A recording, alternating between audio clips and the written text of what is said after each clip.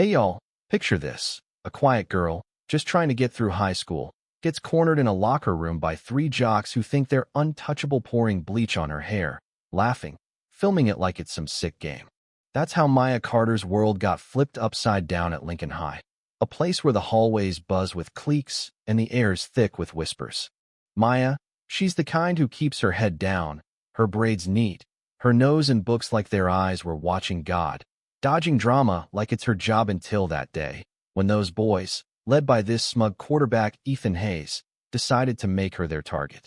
I'm Maya, by the way, or at least I'm telling this like I was her. 'Cause man, this story hits hard. I was always the invisible one, you know? Slipping through the crowds, sitting third row in AP Lit, not too front, not too back, just right to blend in. My grandma, Ruth, she'd always say, "Keep your cool, baby, control ain't fear." And I tried, I really did. But that locker room? Ethan, with his varsity swagger, holding that bleach bottle like a trophy, flanked by his buddies Caleb and Dylan, who's got his phone out like he's Scorsese directing a horror flick. "Let's brighten up those ropes," Ethan sneers, and before I can move, Caleb's got my arms, pinning me against the cold lockers. The bleach hits burns my scalp, stings my eyes, soaks my shirt. Their laughter's louder than my heartbeat, and Dylan's just zooming in, catching every second of my humiliation.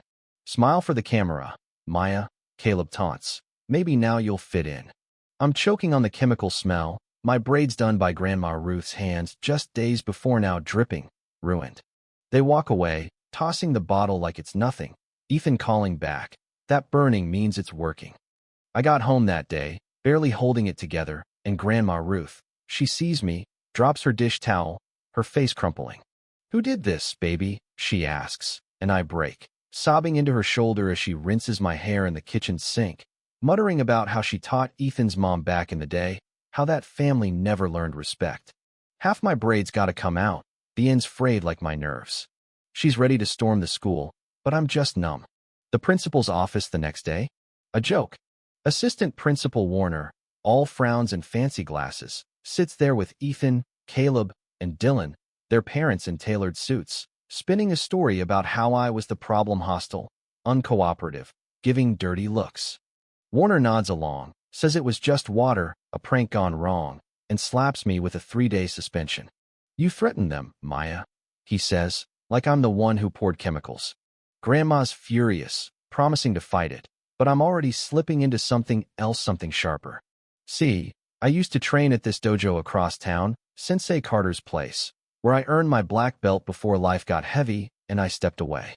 That night, I pulled my old GI out of the closet, the black belt still crisp, folded like a promise. I drove to the dojo, the bell chiming as I stepped in, and Sensei Carter just nods, like he knew I'd be back. I hit the heavy bag, each punch landing harder. Ethan's smirk, Caleb's grip, Dylan's phone, all shattering in my mind. I wasn't just mad, I was waking up.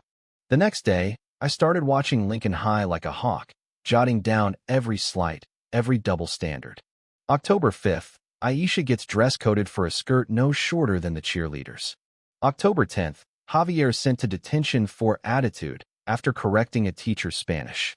I found others like me, Jaden, sketching in the cafeteria, keeping his own list of injustices. Sophia, who lost her debate spot for calling out bias. We shared stories, built a case. I even tracked down Lena Brooks, a reporter who'd written about school discrimination, and showed her everything, me notes, Jaden's sketches, and yeah, the video of the bleach attack, straight from Dylan's cloud storage. Kid was so cocky, he never locked his accounts, and my cousin taught me enough tech tricks to dig it all up, dozens of videos, messages, slurs, their whole playbook of cruelty. The showdown came at the school board meeting, packed with cameras and whispers. I plugged in my USB, and there it was, Ethan's voice, "Hold her still," Caleb's laugh, Dylan's camera zooming in. Then more, them harassing Jaden, Sophia, others, planning it all in group chats. The room went dead silent, then exploded.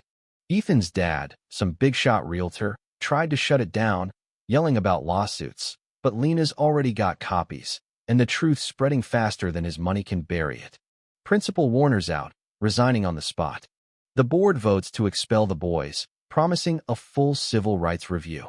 Grandma Ruth stands up, voice like steel. What about my girl's future? What about every kid they hurt? And the crowds with her, phones out, sharing everything. But it wasn't over. Those families fought dirty lawsuits, threats, the article pulled, videos vanishing like smoke. I found a note in my locker. Stay quiet, or it's acid next. Then I caught them cornering Aisha in the science wing. Ethan waving his phone, Caleb reaching for her hair, Dylan laughing. Smile, or we'll fix you like we fixed Maya. I stepped in, heart steady, years of training kicking in. Back off, I said, and when they didn't, I moved sweep, block, strike. Ethan's phone hit the floor, Caleb ate carpet, Dylan froze. Aisha got away, and the hallway filled with kids recording, shouting. We saw it all. The truth was out again, undeniable. Now, I teach self-defense at the dojo, showing girls like Aisha how to stand tall, how to use their voice as a weapon. Grandma Ruth watches, proud, saying they tried to burn my roots, but only made them stronger. Lincoln High's changing slower than I'd like, but it's something. Those boys. They're facing charges, but their money's still fighting. Justice ain't a finish line, it's a long road. So, what do y'all think when the system fails? How far would you go to make things right? Drop it in the comments, share your stories, and hit that subscribe button, 'cause we're just getting started.